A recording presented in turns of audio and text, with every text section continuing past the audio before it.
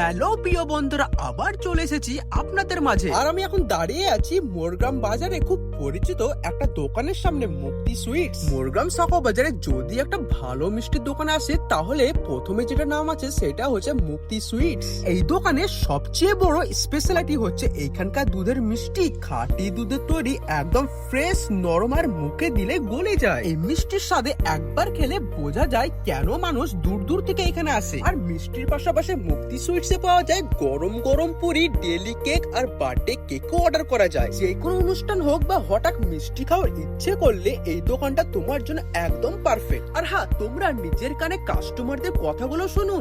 আমাকে খেতে খুবই ভালো লাগে বলেই তো আসি প্রত্যেক দিনই। আর দোকানে ব্যবহার কিরকম?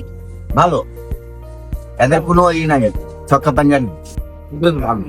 বেশ ভালো, না আমার মালিকের ব্যবহার ভালো, মানে কোনো অসুবিধা নাই কিছু? না পুরো পরিষেবার ভেতরে কোনো অসুবিধা নেই আমাদের।